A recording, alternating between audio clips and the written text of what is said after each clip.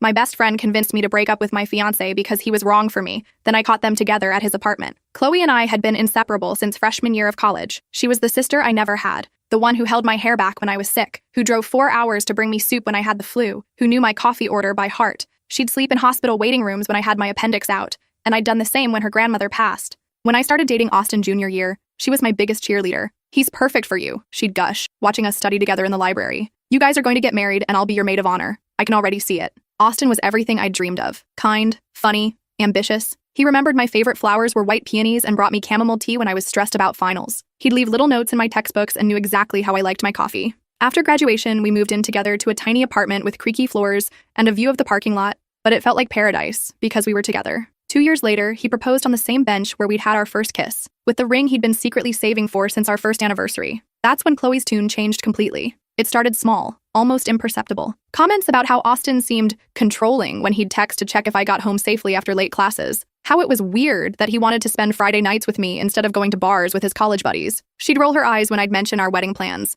making little sighs when I showed her dress options. "Are you sure he's the one?" she'd ask, tilting her head with fake concern. "You're so young. Don't you want to experience life first? Travel, date other people?" The criticism escalated slowly, like water wearing a waystone. She pointed out every tiny flaw. How Austin chewed too loudly during movies. How he was too nice to be genuine. How he probably only proposed because he was afraid of losing me to someone better. "Real men don't need to propose so quickly," she said one night over wine at her apartment. "He's insecure. That's not attractive in a husband." I started noticing things I'd never seen before. When Austin surprised me with dinner reservations, Chloe called it love bombing. When he gave me space to hang out with friends, she said he was emotionally distant and probably hiding something. The final blow came 6 months before our wedding. Chloe invited me to lunch at our usual cafe, her face unusually serious. "I have to tell you something," she said, gripping my hands across the table. "I saw Austin with another woman. They looked close." My world tilted sideways. "Where? When?" "Last Tuesday at that new cafe downtown. She was blonde, really pretty. They were holding hands, laughing. It looked intimate. I felt sick." Austin had said he was working late that Tuesday, staying behind to finish a project presentation. "I'm so sorry," Chloe whispered, tears pooling in her eyes. "I didn't want to tell you, but you deserve to know the truth." That night, I confronted Austin in our kitchen. He was genuinely confused, his face cycling through shock and hurt. "What cafe?" "I was at the office until 9. Ask Derek. We ordered pizza to the conference room. Check with my whole team." But Chloe's words had planted seeds of doubt that grew like weeds. Every explanation felt like a lie. Every reassurance felt manipulative. 2 weeks later, after days of cold shoulders and tense silences, I gave back the ring. Austin was devastated. "Please tell me what I did wrong," he begged, tears streaming down his face. "We can fix this. Whatever it is, we can work through it." But I was already gone, convinced he was hiding something terrible. Chloe was my rock through the breakup. She brought ice cream and tissues, let me cry on her shoulder for hours, reminded me I'd made the right choice whenever I wavered. "You'll find someone better," she promised, stroking my hair. "Someone who deserves you." 3 months later, I needed my emergency phone charger that I'd left at Austin's apartment. I still had the key. He'd never asked for it back, probably too heartbroken to think of practical details. He was supposed to be at his brother's wedding in Portland, a weekend trip I should have been taking with him. I let myself in quietly, planning to grab the charger and leave before the memories could overwhelm me. That's when I heard laughter from the bedroom, Austin's deep, familiar laugh, and another voice I knew too well. I stood frozen in the hallway, my heart hammering against my ribs like a caged bird. The apartment still smelled like the vanilla candles I used to buy, still had the throw pillows I'd picked out arranged on the couch. Everything looked exactly the same, as if I'd never left, as if our life together had been preserved in amber. Part of me wanted to run, to pretend I'd never heard those voices, never seen what I was about to see. The other part, the part that had been questioning my own sanity for months, needed to see the truth with my own eyes. I crept toward the bedroom, my bare feet silent on the hardwood floor Austin had refinished himself the summer after we moved in. Each step felt like walking through quicksand, time stretching impossibly thin. The door was cracked open about 6 inches. Through the gap, I could see the rumpled sheets of the bed we'd shared for 2 years, the dresser where I'd kept my jewelry, the window that faced east so the morning sun would wake us up together. And there they were. Austin was propped against the headboard, shirtless, grinning at something on his phone. His hair was messy in that way it got after sex, sticking up on one side. Chloe was curled against his chest like a cat, wearing one of his t-shirts. The faded blue one with the small hole near the hem that I'd bought him for his birthday last year. The one I'd worn to bed countless times when he worked late. "She still hasn't figured it out," Chloe was saying, scrolling through what looked like my Instagram profile. Her voice carried that familiar note of amusement, the same tone she used when we'd gossip about other people's relationship drama. "Look at this post.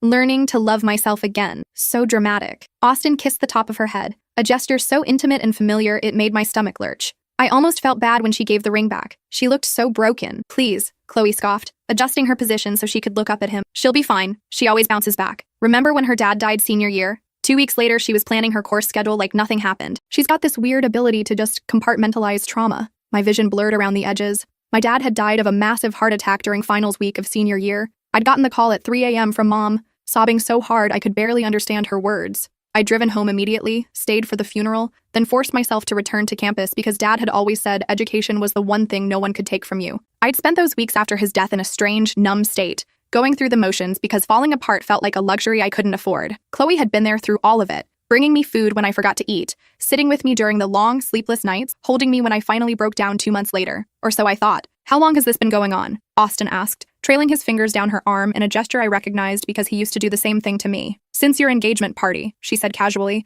like she was discussing the weather. Remember? You were all stressed about the wedding planning, and I offered to help while Princess upstairs was having a meltdown about the caterer. One thing led to another. My engagement party, 8 months ago. I remembered that night in vivid detail, how beautiful everything had looked, how happy I'd felt surrounded by family and friends, how grateful I'd been when Chloe volunteered to help Austin with the decorations while I dealt with a last-minute crisis. The caterer had called to say they'd double-booked our date, and I'd spent 2 hours on the phone trying to find a replacement. Chloe had saved the day, or so I thought, taking care of everything while I was distracted. That night was incredible, Austin murmured, his voice taking on a dreamy quality. I couldn't stop thinking about you after that. You were wearing that red dress. The one she said made me look like I was trying too hard, Chloe interrupted with a bitter laugh. God, the way she talks about people. Always has something critical to say. I remembered that dress. Chloe had asked my opinion when she was getting ready, and I'd told her it was beautiful but maybe a little much for an engagement party. I'd thought I was being helpful, honest in the way best friends should be. Now I realized she'd probably chosen it specifically to catch Austin's attention. The cafe story was genius, Austin said, shifting so he could see her better. Where did you come up with that? Please.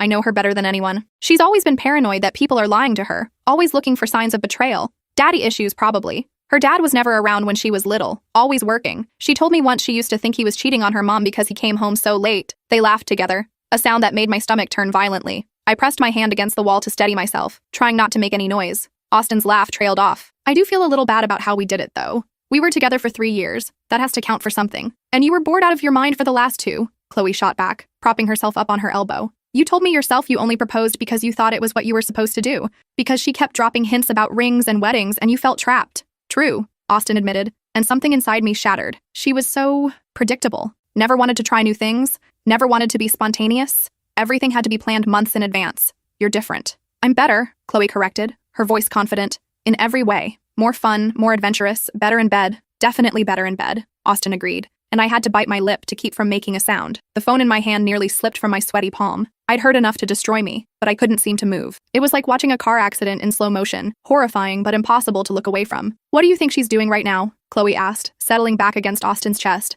Probably at home eating ice cream and watching romantic comedies, feeling sorry for herself. She's tough, Austin said, though his tone suggested he didn't really care either way. She'll find someone else eventually, someone who appreciates her stability. The way he said stability made it sound like a disease. God, I hope not, Chloe said with genuine disgust. Can you imagine having to double date with her and some poor guy? She'd probably spend the whole time analyzing their relationship and offering unsolicited advice, like she did with us, Austin agreed, always asking if I was happy, if there was anything we needed to work on. It was exhausting. I'd asked those questions because I loved him, because I wanted our relationship to be strong, because my parents had divorced when I was 12, and I'd sworn I'd never let communication issues destroy my marriage the way they'd destroyed theirs. Well, you don't have to worry about that anymore, Chloe purred, leaning up to kiss his neck. It's just us now. Just us, Austin repeated, and there was something in his voice, satisfaction, relief, that made me feel physically sick. I'd heard enough, more than enough. I backed away from the door carefully, my legs shaking so badly I could barely walk. In the living room, I spotted my phone charger plugged into the wall outlet behind the couch,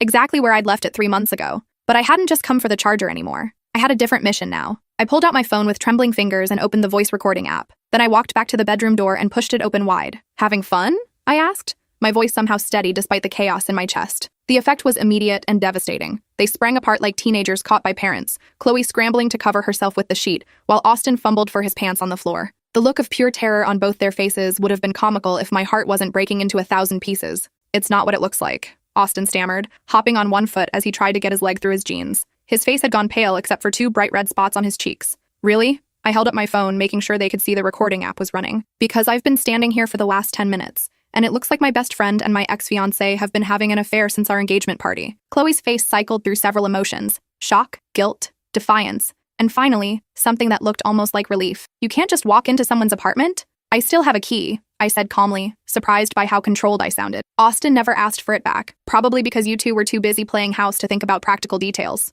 Austin found his voice, though it came out as a croak. Look, I can explain. Oh, please do, I said, crossing my arms. Explain how you've been sleeping with my best friend for 8 months. Explain how she invented a story about you cheating to break us up. Explain how you've both been laughing about my daddy issues and my paranoia while pretending to comfort me through our breakup. The color drained completely from Austin's face. You heard everything, I confirmed. The cafe story, how I'm boring and predictable, how you only proposed because you felt trapped, how she's better in bed. Really heartwarming stuff. Chloe had been quiet during this exchange, but now she stood up, pulling Austin's shirt down to cover her thighs. When she looked at me, her mask had finally slipped completely, revealing something cold and calculating underneath. You know what? I'm glad you found out, she said, her voice sharp. You deserve to know the truth. Chloe, Austin warned, looking genuinely panicked. No, I'm done pretending, she snapped, whirling to face him. She was going to find out eventually. I'm tired of sneaking around. She turned back to me, and I saw a stranger wearing my best friend's face. You want the truth? Fine. Austin was miserable with you. Absolutely miserable. He told me himself that being with you felt like being married to his grandmother. Safe, boring, and sexless. Each word hit like a physical blow, but I kept the phone recording. This was evidence now. You were holding him back, she continued, gaining momentum. He's got ambition, dreams, and you just wanted to play house in that pathetic little apartment. You never encouraged him to take risks or pursue better opportunities. What opportunities? I asked, genuinely confused. He got offered a position in New York last year. Did you know that? A promotion that would have doubled his salary, but he turned it down because you threw a fit about leaving your precious hometown. I stared at Austin. You never told me about any job offer. Austin couldn't meet my eyes. It wasn't the right time. He never told you because he knew you'd guilt him into staying, Chloe interjected. Just like you guilted him into proposing before he was ready. Just like you guilt everyone into doing what you want. I never guilted anyone into anything, I said quietly. Please. You're the queen of passive-aggressive manipulation. Poor me. My dad died. Poor me. I'm so insecure. Poor me. Why doesn't anyone understand me? Her voice had taken on a mocking tone that made my skin crawl. You know what Austin told me the first night we slept together? Chloe, stop, Austin pleaded, but she was beyond stopping now. He said being with you was like dating a wounded bird, always needing reassurance, always needing to be handled with kid gloves. He said he felt more like your therapist than your boyfriend. The cruelty in her voice was breathtaking. This was someone I'd trusted with my deepest secrets, my worst fears, my greatest hopes, someone I'd considered family. Is that true? I asked Austin directly. He looked like he wanted to disappear into the floor.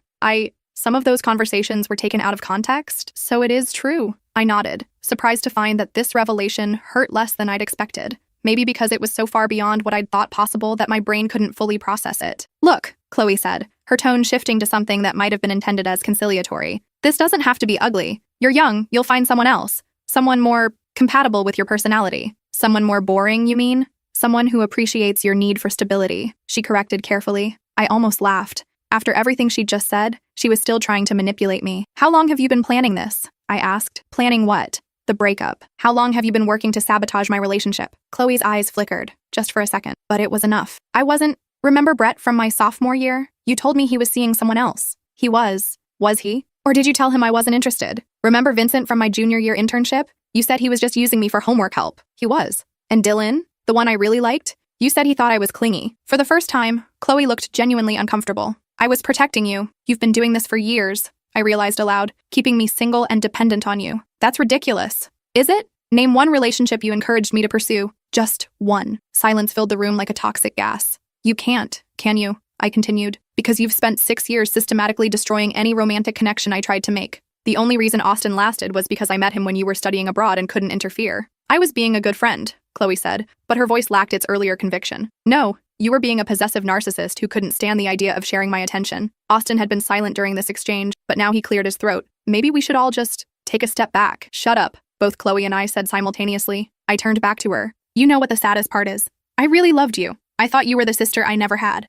I would have done anything for you. I loved you too, she said, and for a moment her voice cracked. But you were never satisfied. You always wanted more. More time, more attention, more emotional support. It was exhausting, so you decided to take the one person who made me happy. I didn't plan for this to happen, she said, gesturing between herself and Austin. It just did. Bullshit. The word came out harder than I'd intended. You planned this the moment you saw how happy Austin made me. You couldn't stand it. Tears were running down her cheeks now, but I felt nothing. No sympathy, no urge to comfort her like I would have just an hour ago. I'm sorry, she whispered. I'm so sorry. No, you're not. You're sorry you got caught. I turned to Austin, who had been standing frozen throughout this entire confrontation. And you? Do you have anything to say? He opened his mouth, closed it, then tried again. I never meant for it to happen this way. What way did you mean for it to happen? I don't know. I thought maybe after some time had passed, we could try to be friends again, understand? I stared at this man and to Mary, who I'd imagined growing, and realized I didn't know him. Get out, he said quietly, his voice finally some strength. Both. I need to think. Excuse me? Chloe whipped around. I'm not going anywhere. She's the one who... Get out! Austin shouted, his face red with anger or embarrassment or both. This is my apartment! I was already heading for the door, my mission accomplished. I had everything I needed. This isn't over, Chloe called after me. We need to talk about this like adults. I turned back one last time. No, we don't. We're done, permanently. I grabbed my charger on the way out and left them to sort out the mess they'd created. The elevator ride to the parking garage felt surreal. My hands were steady as I pressed the button. My breathing was even. My heart rate had returned to normal. I felt strangely calm, like I was watching everything happen to someone else. It wasn't until I was sitting in my car that the reality hit me. They'd been laughing at me. For months, they'd been sleeping together while I questioned my own sanity, while I blamed myself for the relationship falling apart, while I grieved the loss of the future I'd imagined. I sat in that parking garage for 20 minutes, crying harder than I had since Dad died. Not just for Austin, but for Chloe too, for the friendship I'd thought we had, for the years I'd wasted caring about someone who saw me as an amusing pet project. When the tears finally stopped, I drove home in a daze. My apartment felt different somehow. Smaller, quieter, but also safer. Everything here was mine alone. No shared memories, no compromised choices, no need to consider anyone else's feelings. I sat on my couch and played back the recording. Hearing it again made it real in a way that being there hadn't. The casual cruelty in their voices, the way they dissected my personality like I was a specimen in a lab, how comfortable they looked together. My phone started buzzing almost immediately. Text after text. Austin, please don't do anything you'll regret. We need to talk. Chloe, you're being dramatic. Let me explain. Austin, I know you're hurt, but posting that recording won't help anyone. Chloe, I still care about you. This doesn't change our friendship. Austin, I'll do anything to fix this. Just tell me what you want. Chloe, fine. Don't talk to me. See if I care. I turned off my phone and ran a bath, the first one I'd taken since moving out of Austin's place. I needed to wash off the feeling of that apartment, the smell of his cologne and her perfume, the memory of seeing them together in what used to be our bed. As I sank into the hot water, I started planning. The recording was good, but it wasn't enough. I needed more evidence, more proof of the systematic way they'd destroyed my relationship and my self-esteem. I needed to document everything before I forgot the details. I spent that night writing. Every conversation I could remember, every time Chloe had criticized Austin or vice versa, every moment when she'd convinced me I was being paranoid or insecure. The pattern was so clear when I laid it all out chronologically. She'd started her campaign against Austin almost immediately after he proposed. Subtle at first, comments about how rushed the engagement was,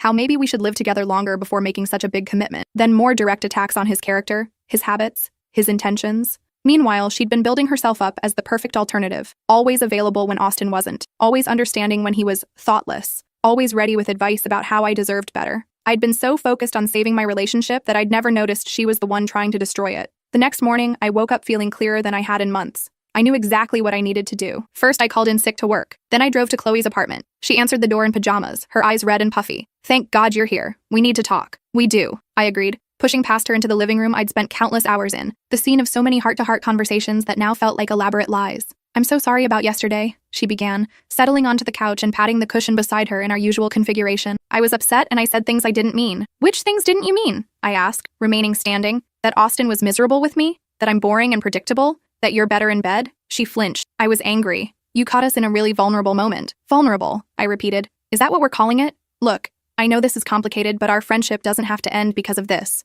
Austin and I, it's probably not going to work out anyway. He's still hung up on you. Even now, she was manipulating, trying to find an angle that would get her what she wanted. How long? I asked. How long what? How long have you been planning to break us up? I wasn't planning anything. It just happened. The cafe story just happened. The lies about other men I dated just happened. The constant criticism of Austin just happened. Her composure cracked slightly. I was trying to protect you. From what? From getting hurt. From making a mistake. From settling for someone who wasn't good enough for you. But Austin was good enough for you? That's different. How? Because I know who he really is. I know what he's capable of. You saw what you wanted to see. The audacity was breathtaking. Even caught red-handed, she was still trying to convince me this was for my own good. Show me your phone, I said. What? Your phone? Show me your text history with Austin. That's private? So was my relationship, but that didn't stop you. We stared at each other for a long moment. Finally, she shook her head. I'm not doing this. You're acting crazy. Crazy, I repeated. Like when I thought Austin might be cheating? Like when I worried our relationship was falling apart? You helped convince me I was being paranoid, remember? Because you were being paranoid. No, I was being gaslit. By my boyfriend and my best friend.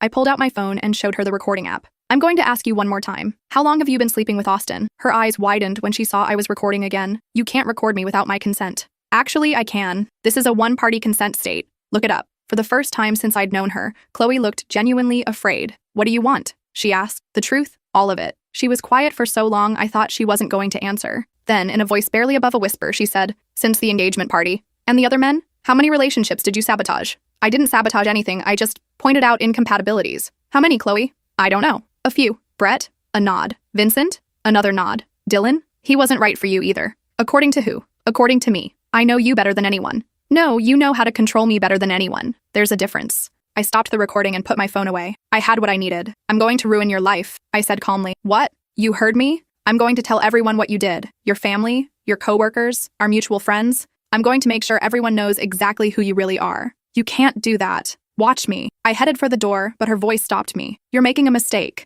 Austin will never forgive you for this. He'll hate you for destroying what we have. I turned back one last time. Austin is welcome to hate me. At least it'll be honest emotion for once. That evening, I posted the recording on social media with a simple caption. When your best friend and ex-fiancé think you're too stupid to figure out they've been having an affair for 8 months. Within an hour, it had dozens of views and comments. Within 4 hours, it had been shared hundreds of times. By the next morning, it was viral on TikTok and Instagram, with thousands of people sharing their own stories of friendship betrayal. My phone exploded with messages, some supportive, some critical, some just curious about the drama. Austin's family saw it, Chloe's parents saw it, their coworkers, our college friends, people I hadn't talked to in years, everyone saw it. The response was overwhelmingly supportive. People were outraged on my behalf, calling Chloe and Austin manipulative and cruel. Several mutual friends reached out to apologize for not seeing what was happening, to share their own suspicions they'd kept to themselves. But the best response came from an unexpected source, Austin's sister-in-law. She called me directly, her voice shaking with anger. I need you to know that video explains so much, she said. Austin's been different since you broke up, cold, distant, and Chloe, she's been around constantly, acting like she's part of the family now. But some things she said never made sense. Like what? She told us you were emotionally abusive, that you isolated Austin from his friends and family, made him feel guilty for spending time with anyone else. She painted you as this manipulative person who had him wrapped around your finger. My stomach dropped. And you believed her? We didn't know what to believe. Austin seemed so depressed after the breakup, and she was the only one there to fill in the gaps. She said you were spreading lies about them having an affair. The layers of manipulation were staggering. Even after their affair was exposed, Chloe had been working to control the narrative, to make me look like the villain. There's more, Austin's sister-in-law continued. She's been pushing Austin to cut contact with his family, says we remind him too much of you, that he needs a fresh start. Classic isolation tactics. I should have seen it coming. What made you realize she was lying? I asked. The recording. The way she talked about you, the casual cruelty. That's not how someone talks about a person they're trying to protect someone from. That's how someone talks about a person they hate. We talked for another hour, comparing stories and piecing together the full scope of Chloe's manipulation. It was worse than I'd imagined. She hadn't just destroyed my relationship with Austin. She'd been systematically isolating him from everyone who might question her version of events.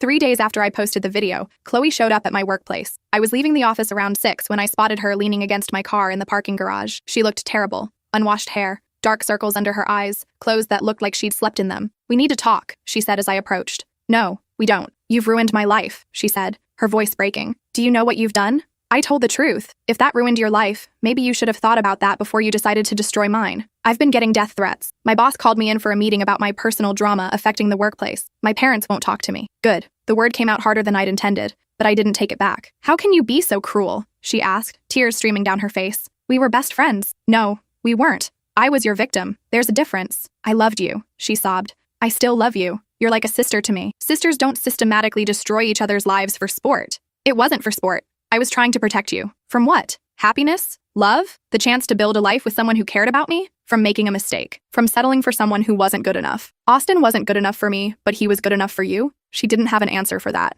Get away from my car, I said, pulling out my keys. Please, she begged, grabbing my arm. Just give me a chance to explain, to make this right. I looked down at her hand on my arm, the same hand that had comforted me through heartbreaks, that had braided my hair during sleepovers, that had held mine during my father's funeral. There is no making this right, I said quietly. What you did was unforgivable. People forgive worse things all the time, maybe, but I'm not one of those people. I got in my car and drove away, leaving her standing alone in the parking garage. That was the last time I saw Chloe in person, but it wasn't the last time she tried to contact me. Over the next several months, she sent emails, letters, gifts, flowers. Each message was different, sometimes apologetic, sometimes angry, sometimes trying to rewrite history to make herself look better. Austin was more persistent. He showed up at my apartment multiple times, left voicemails, sent long texts explaining his side of the story. According to him, Chloe had seduced him, manipulated him, convinced him that I didn't really love him. She made me believe you were only with me out of habit, he said in one particularly long voicemail. She said you'd told her you were having second thoughts about the engagement, but didn't know how to back out without hurting me. Even his apologies were designed to make himself look like a victim. I changed my phone number,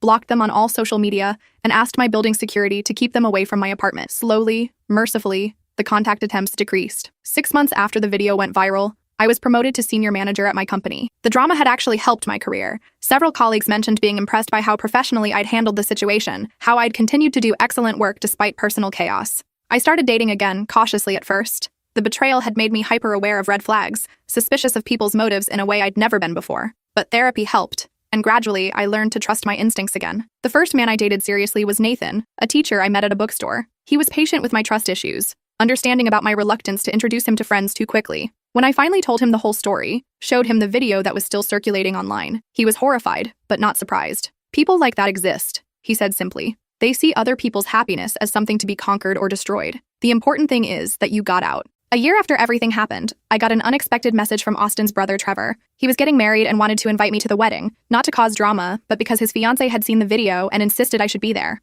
Austin won't be coming, he assured me. He and Chloe moved to Denver a few months ago, something about a fresh start. I declined the invitation, but I appreciated the gesture. It felt like closure in a way I hadn't expected. 2 years later, I was engaged myself, to Nathan, who proposed during a quiet weekend at the cabin we'd rented for our anniversary. The ring was nothing like the one Austin had given me, and I was grateful for that. This felt completely different, completely mine. The wedding planning was joyful in a way I'd never experienced before. No second guessing, no outside criticism, no manipulation disguised as concern. Just two people who loved each other making decisions about their future together. The night before the wedding, my sister asked if I ever wondered what would have happened if Chloe and Austin hadn't betrayed me. Sometimes, I admitted, but not in the way you'd think. What do you mean? I don't wonder if I'd be happier. I wonder how long it would have taken me to figure out who they really were. How much more damage they could have done if I'd married Austin while Chloe was still in my life. You think they would have kept it up? I think Chloe would have found a way to destroy my marriage eventually. And I think Austin would have let her because it would have been easier than standing up to her. That's a pretty dark way to look at it. Maybe. But it's also realistic. Some people are just broken in ways that make them destructive to everyone around them. My wedding day was perfect. Small, intimate, filled with people who genuinely cared about Nathan and me. As I walked down the aisle,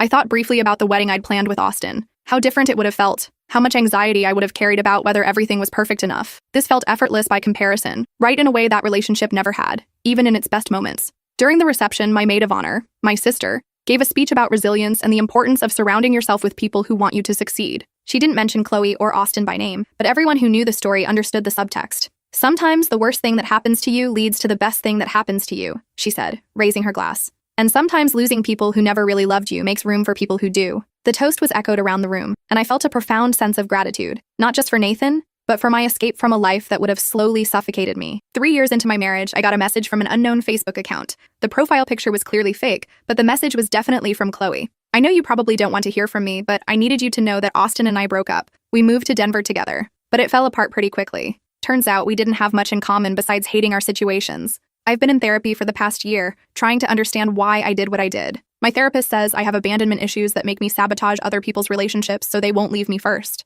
I know that doesn't excuse anything, but I wanted you to understand that it was never really about you. I see that you got married. He looks like a good guy. I'm genuinely happy for you, and I'm sorry it took me this long to say that. I don't expect you to forgive me or respond to this. I just needed you to know that I'm trying to be a better person now. That what I did to you was the worst thing I've ever done, and I think about it every day. I hope you're happy. You deserve to be happy. I read the message 3 times, then deleted it without responding. Nathan found me sitting quietly on the couch afterward, staring at nothing. You okay? He asked, settling beside me. Chloe contacted me. What did she want? To apologize, I think. To tell me she's in therapy and understands why she did what she did. How do you feel about that? I considered the question seriously. Indifferent, mostly. I'm glad she's getting help, but it doesn't change anything for me. You don't feel any desire to reconnect, even after an apology? No. Some things can't be fixed with an apology. Some people prove they're not safe to have in your life, and all the therapy in the world doesn't erase that proof. Nathan nodded. That seems healthy. It took me a long time to get here. For a while, I felt guilty about cutting her off completely. She was such a big part of my life for so many years. But she was also the part of my life that was holding me back from everything good. From Austin, yes,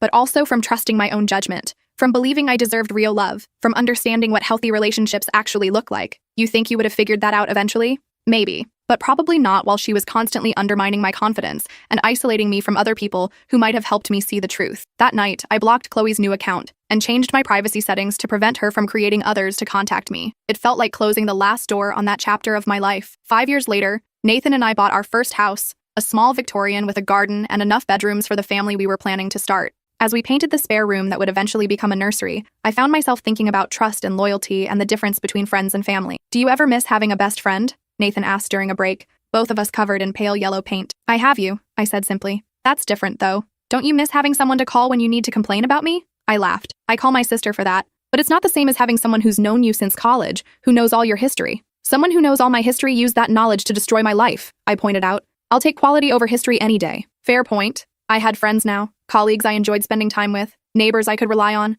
women from my book club who made me laugh, but I was more careful about intimacy, more protective of my private life. The experience with Chloe had taught me that not everyone who claims to love you has your best interests at heart. It was a hard lesson, but not one I regretted learning. 6 years after the wedding, Nathan and I welcomed our daughter. As I held her in the hospital, exhausted but overwhelmed with love, I thought about the person I'd been before everything happened. Naive, trusting, willing to overlook red flags because I wanted to believe the best about people. That person was gone, replaced by someone more cautious but also more confident. Someone who trusted her own instincts and didn't need constant validation from others to feel worthy of love. She's perfect, Nathan whispered, tracing our daughter's tiny fingers. She is, I agreed. And we're going to make sure she knows her worth so no one can ever convince her she doesn't deserve good things. Sounds like a plan. As I looked at my daughter's face, so new, so full of potential, I made a silent promise. She would never doubt her own judgment because someone she trusted was gaslighting her. She would never sacrifice her happiness to avoid abandonment. She would never confuse manipulation with love. The betrayal that had nearly destroyed me would protect her instead. And in that way, maybe everything that happened had been worth it after all. I overheard my husband's phone call while pretending to nap and discovered he'd been planning my accident for months. It started as one of those lazy Sunday afternoons where the autumn light filtered through our living room windows, casting everything in golden hues that should have felt peaceful. Wayne thought I was asleep on the couch, curled under my grandmother's hand-stitched quilt, the one with tiny purple flowers that she'd worked on during her final months in the nursing home. I'd been fighting a splitting migraine since dawn, the kind that made my vision blur and my stomach churn, accompanied by that familiar nausea that always came with my worst headaches. When Wayne suggested I rest while he handled some business calls, I gratefully closed my eyes and let the pain medication pull me towards sleep, or so he thought. I was floating in that strange half-awake state, somewhere between consciousness and dreams, when his voice drifted from the kitchen, low and careful. At first, it sounded like any other work conversation. Wayne owned Hawthorne Construction, a small company that specialized in residential renovations, always dealing with subcontractors, permits, and building inspections. His voice carried that familiar professional tone I'd heard thousands of times over our 22 years of marriage, the same tone he used when discussing foundation problems or roof repairs with clients. But something felt different. Something in the way he kept his voice deliberately quiet, almost whispering, made my body tense beneath the quilt. The brake lines are the cleanest option, he was saying, his words measured and deliberate. Make it look like natural wear and tear. Nothing suspicious that would trigger an investigation. My blood turned to ice water in my veins. Every muscle in my body screamed to sit up, to demand answers, to confront him right then and there. Instead, I forced my breathing to remain deep and steady, fighting every survival instinct that told me to run as far and as fast as I could. She takes that mountain road to her sister's house every Wednesday morning, Wayne continued, his voice so calm and matter-of-fact it made my skin crawl. Same time, same route. Been doing it religiously for 3 years now, ever since her mother passed away. Never deviates from the schedule. Never takes alternate routes. I wanted to vomit. That winding mountain road to visit my sister Vera. Highway 47 with its hairpin turns and steep drop-offs into the valley below. The route I'd driven every single Wednesday since Mom's funeral, because Vera and I had promised each other over Mom's casket that we'd never let grief pull us apart the way it had destroyed our cousins' relationships after their parents died. I'd always been extra careful on that road, knowing how dangerous it could be in bad weather, how many accidents had happened on those curves over the years. The insurance policy pays double for accidental death, Wayne's voice continued, and I could hear him moving around the kitchen, probably pacing between the island and the sink the way he always did when he was working through complex problems. $200,000 versus the standard life insurance, which only covers natural causes and has that 2-year suicide clause we'd have to wait out. My hands started trembling uncontrollably beneath the quilt. $200,000. That's what my life was worth to him. 22 years of marriage, of shared dreams and struggles and intimate moments, reduced to a dollar amount on an insurance policy. Tomorrow's Tuesday, he said, and I could hear the satisfaction creeping into his voice like poison. I'll handle it Tuesday night when she's at her book club meeting. She never gets home before 10:30 on Tuesdays. Gives me plenty of time to work. Wednesday morning, problem solved. Clean, simple, untraceable. The words hit me like physical blows, each one landing in my chest and stealing my breath. My heart hammered so violently against my ribs, I was certain he'd hear it from the kitchen. This wasn't some desperate spur-of-the-moment decision born from financial pressure or temporary insanity. This was calculated, planned, methodical. He'd been studying my routine, timing my habits, analyzing my schedule, preparing to murder me with the same careful attention to detail he used for construction projects.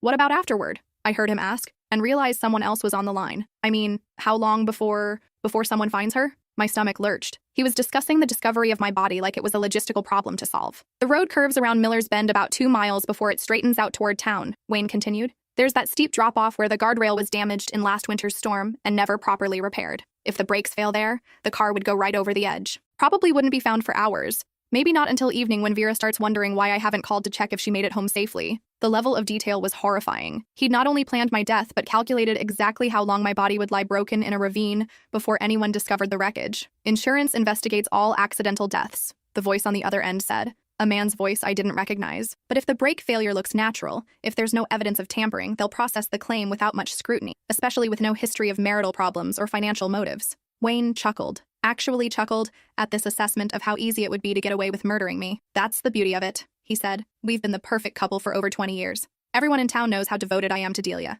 Her death will be tragic, but no one will suspect anything other than a terrible accident. The casual cruelty of hearing my own name spoken in the context of my planned murder made bile rise in my throat. The phone call ended with a soft click. I heard his footsteps crossing the hardwood floor, coming toward the living room where I lay pretending to sleep. Each footfall sounded unnaturally loud in my ears, like thunder announcing an approaching storm. "Hey there, sweetheart." Wayne's voice was gentle and loving as he perched on the edge of the couch and shook my shoulder with what seemed like genuine tender concern. "How's that headache? You feeling any better now?" I opened my eyes and looked up at the face I'd trusted completely for over 2 decades. The same warm brown eyes that had gazed at me lovingly on our wedding day in the little chapel outside town. The same hands that had held mine through my father's sudden heart attack, my mother's slow, painful decline from cancer. Every crisis and celebration we'd weathered together as a team, and now those hands were planning to kill me. "Much better," I managed to say, forcing my voice to sound sleepy and content while my mind raced with terror. The rest really helped. "That medication Dr. Patterson prescribed is amazing." Wayne smiled and brushed a strand of hair from my forehead, the gesture so familiar and loving that for a split second, I wondered if I'd somehow misheard the conversation. Maybe I'd been dreaming. Maybe the migraine medication had caused hallucinations.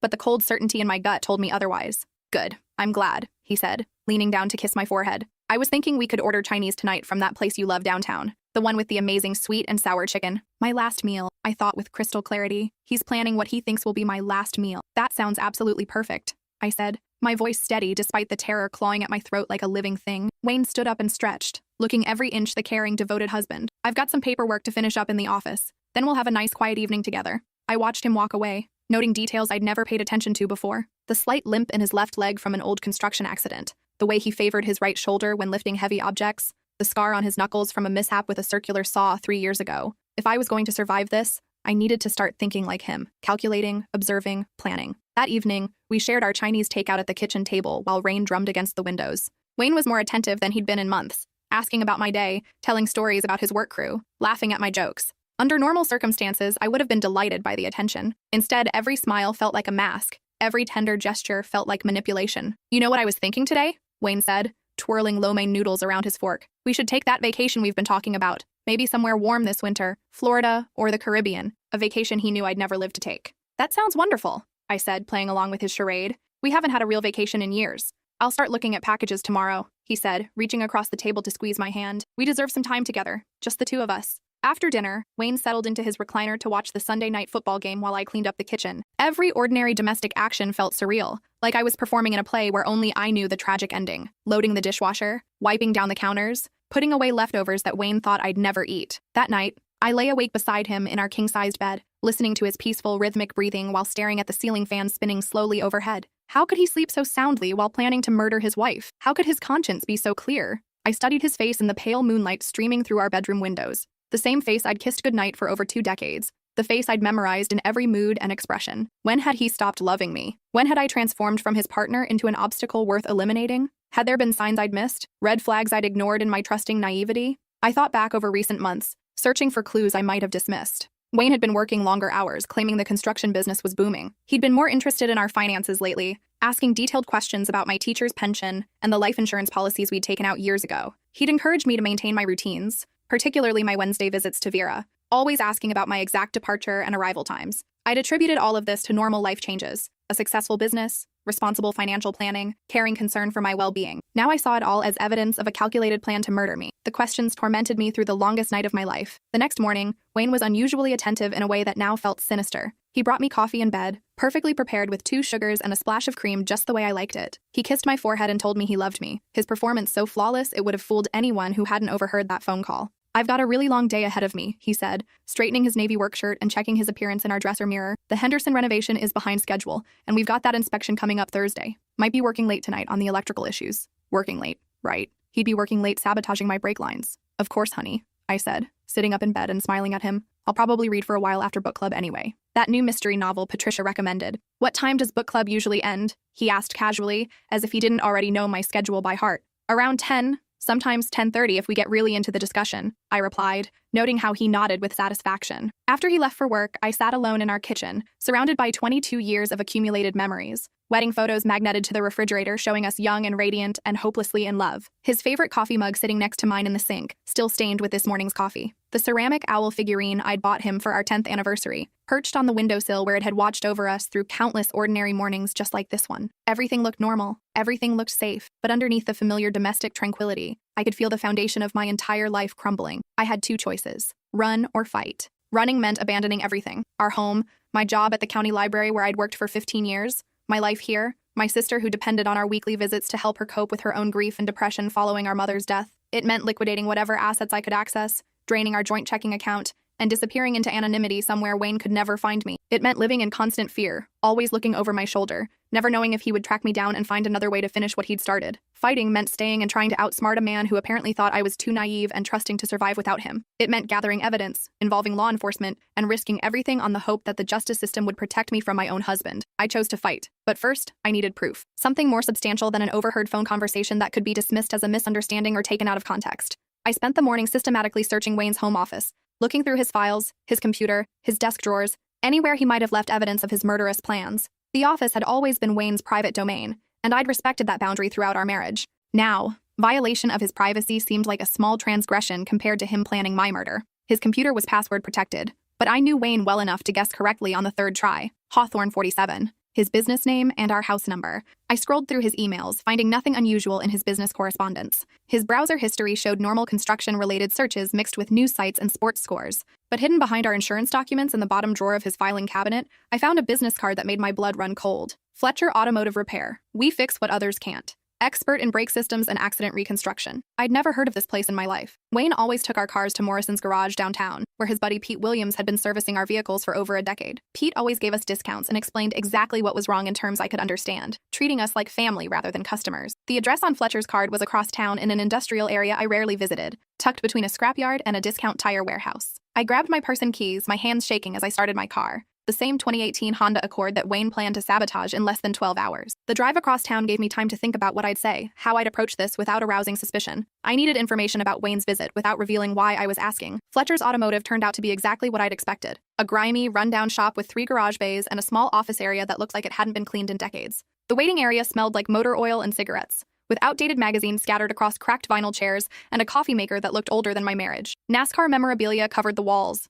and a small television played a daytime talk show with the volume turned low. The owner emerged from beneath the hood of a rusted pickup truck when I rang the service bell. He was a weathered man in his 60s with permanently oil-stained hands, suspicious eyes, and gray hair that stuck out in all directions. His work shirt had Fletcher embroidered over the pocket in faded red thread. "Help you with something?" he asked, wiping his hands on a rag that looked like it hadn't been clean in years. "I hope so," I said, trying to sound casual and friendly. "My husband Wayne Hawthorne came in a few weeks ago asking about brake systems." I wanted to follow up about some concerns he mentioned. Fletcher's expression shifted, becoming more interested. "Yeah, I remember that guy. Real specific questions about brake line failures. Wanted to know how they might fail naturally, what the warning signs would be, how long it might take for a complete failure to occur." My stomach dropped into my shoes. When exactly was this? Fletcher scratched his graying beard thoughtfully, leaving a small smear of grease on his chin. Maybe 3, 4 weeks ago? Hard to say exactly. He didn't write anything down, just asked a lot of technical questions and took some notes on his phone. "What kind of questions?" I pressed, trying to keep my voice level. Wanted to know about corrosion patterns, how brake fluid leaked, what kind of damage would look natural versus intentional tampering. Said he was real concerned about his wife's safety, wanted to make sure he could recognize the warning signs before something bad happened. I bet he was concerned about my safety. Did he mention anything specific about our car?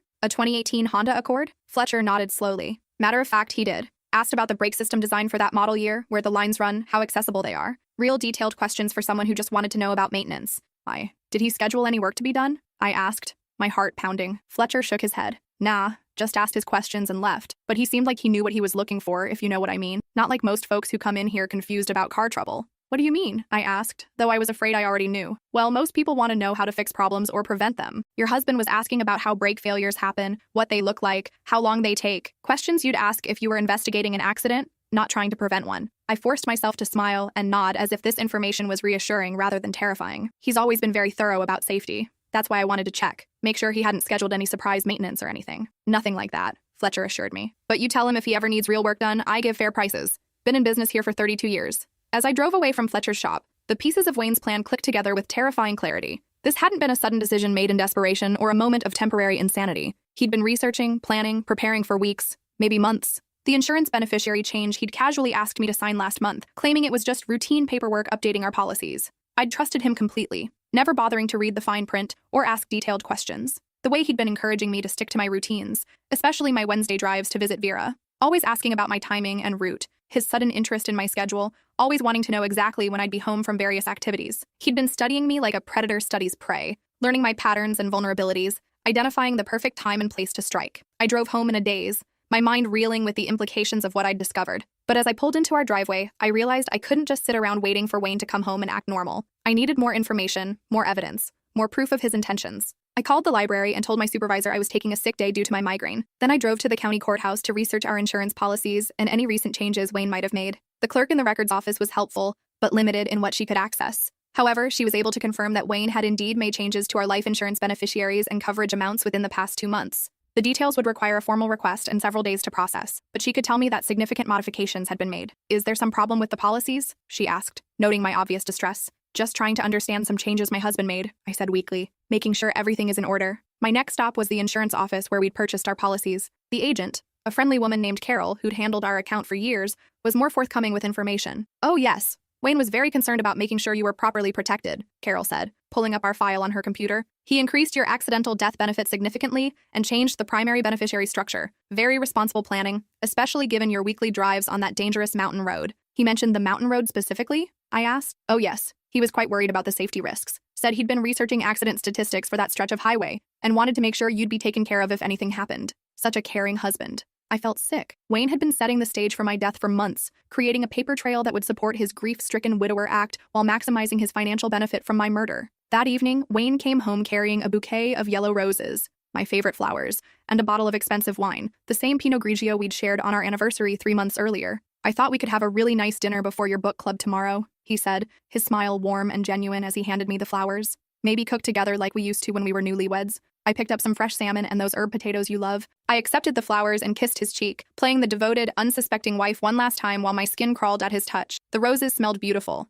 their fragrance filling our kitchen with the scent of what Wayne intended to be my funeral flowers. We spent the evening cooking together, sharing the wine, talking and laughing like the happy couple we'd once been. Wayne was charming and attentive, asking about my day at the library, telling funny stories about his work crew's latest mishaps, acting like the man I'd fallen in love with all those years ago. He even put on some of our old favorite music, singing along to songs that had soundtracked our early relationship. If I hadn't overheard that phone call, I would have thought we were having one of our best evenings in months. The irony was devastating. Wayne was giving me the attention and affection I'd been craving, knowing it would be the last time. You know what I love about us? Wayne said as we cleaned up after dinner, his arm around my waist as we stood at the sink. After all these years, we still know how to have fun together. Some couples grow apart, but we've grown stronger. I leaned into him, playing my part while fighting the urge to recoil from his touch. We have been through a lot together, and we'll get through whatever comes next, he said, kissing the top of my head. I promise I'll always take care of you. The words were like daggers in my chest, knowing exactly how he planned to take care of me. At book club the next evening, I found myself completely unable to concentrate on our discussion of the month's selection, a mystery novel about a woman who discovers her husband's dark secrets.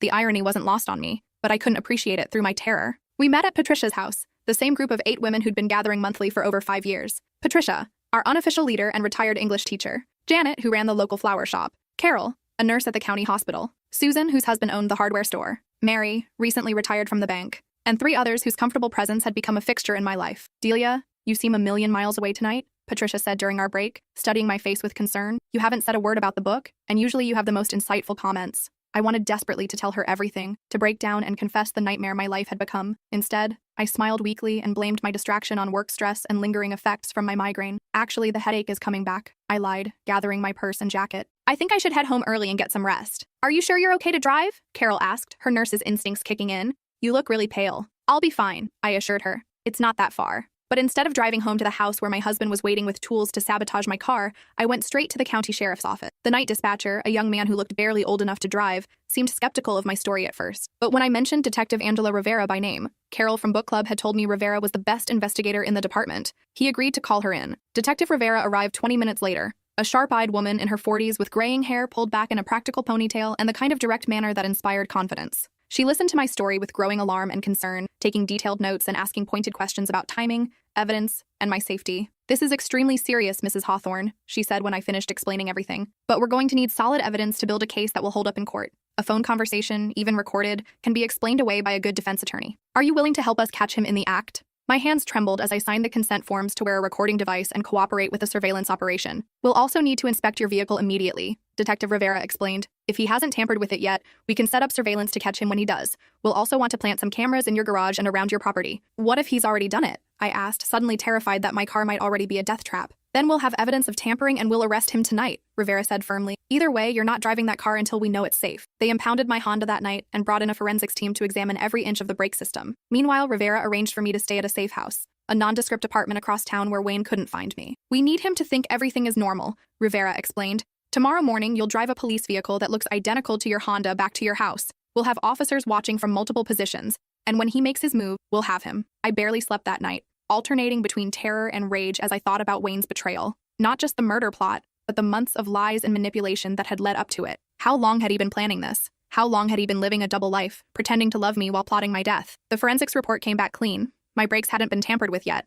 which meant Wayne was still planning to sabotage them Tuesday night as scheduled. Wednesday morning arrived gray and drizzly, with thick clouds hanging low over the mountains like a funeral shroud. I drove the decoy Honda back to my house, my heart pounding as I pulled into the garage where hidden cameras would soon record my husband's attempt at murder. Wayne was in the kitchen making breakfast when I entered through the garage door, humming cheerfully while he scrambled eggs and buttered toast. The picture of domestic contentment. Perfect timing, he said, kissing me good morning as if nothing had changed. I made your favorite, Eggs Benedict with those English muffins from the bakery. Another last meal, prepared with loving care by the man who planned to kill me in a few hours. You're so sweet, I said, forcing myself to hug him while wearing the wire that would record every word. What's the occasion? No occasion, Wayne said, his smile genuine and warm. Just felt like spoiling my beautiful wife. We ate breakfast together at our kitchen table, discussing ordinary things, the weather forecast, his work schedule, my plans to visit Vera. Wayne was more attentive than he'd been in months, asking detailed questions about my sister's well-being and suggesting we should have her over for dinner soon. Drive extra carefully today, he said as I prepared to leave, helping me into my jacket like the gentleman he'd always been. Those mountain roads get really slippery when it's wet like this. I worry about you making that drive in bad weather. He walked me to the garage and kissed me goodbye at the car door, his hands resting on my shoulders as he looked into my eyes with what appeared to be genuine love and concern. I love you so much, Delia, he said softly. You mean everything to me. If I hadn't known better,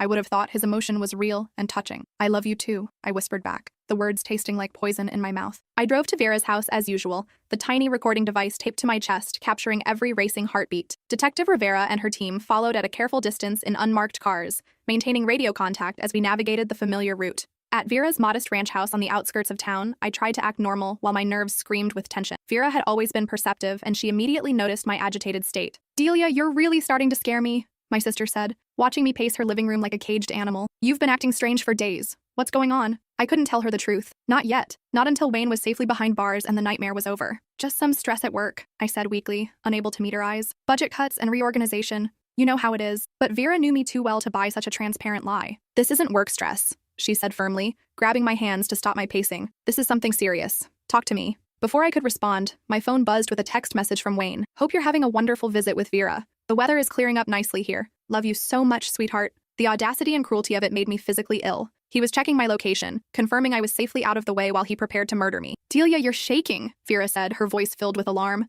What's wrong? What aren't you telling me? At exactly 2:47 p.m., my phone rang. Detective Rivera's number. We have him, she said, her voice tight with controlled anger. He's in your garage right now with a full toolbox working under your car. We can see everything on the surveillance cameras. Him loosening brake line connections, making small cuts that would cause gradual failure, making it look like natural wear and corrosion. We're moving in to arrest him now. I collapsed into Vera's arms. 24 hours of constant terror finally catching up with me as my body shook with exhausted sobs. Delia, what's happening? Vera demanded, holding me tight while I fell apart. Tell me what's going on right now. Through my tears, I told her everything. The overheard phone call, the insurance changes, the evidence I'd gathered, the police investigation. Vera listened in shocked silence, her face cycling through disbelief, horror, and rage. That bastard, she whispered when I finished. That calculating bastard. How could he do this to you? An hour later, Detective Rivera called again with the full story. He's in custody and has been read his rights, she reported. We got everything on video. The brake line sabotage, him testing the damage to ensure it would cause failure at high speed, even him rehearsing his grief-stricken husband act for when your body was discovered. During questioning, he broke down completely and confessed to planning this for over 3 months. 3 months, I whispered, feeling physically sick. Apparently, he's been having an affair with Melissa Carson, his 26-year-old office manager,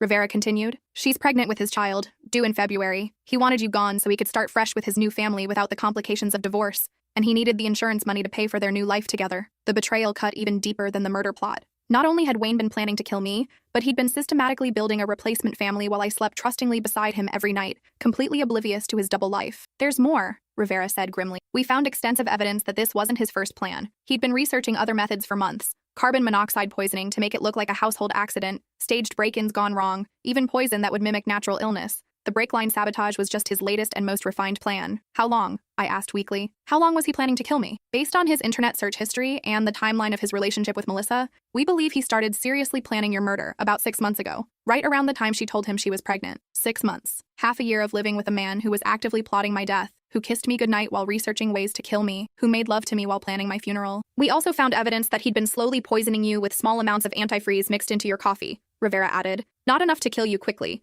but enough to cause the chronic headaches and digestive issues you've been experiencing." He was testing methods and building up to the main event. The migraines, the nausea, the fatigue I'd attributed to stress and middle age. Wayne had been slowly poisoning me for months, using my body as a testing ground for his murder techniques. He's being charged with attempted murder, conspiracy to commit murder, assault with a deadly weapon, and domestic violence, Rivera concluded. "With the evidence we have, he's looking at life in prison without the possibility of parole." The trial 6 months later became a media sensation throughout our small town and beyond. "Local contractor plots wife's murder for insurance money and secret love child" was the headline that appeared in newspapers across the state. Television news crews camped outside the courthouse, interviewing neighbors and former clients who expressed shock and disbelief at Wayne's true nature. Wayne's defense attorney, a high-priced lawyer from the state capitol, tried desperately to discredit the evidence and paint Wayne as a devoted husband who'd simply made some poor choices under stress. He claimed the brake line tampering was just Wayne checking the safety of my vehicle, that the insurance changes were responsible financial planning, that the affair was a momentary lapse in judgment rather than a calculated betrayal. But the video evidence was damning and undeniable.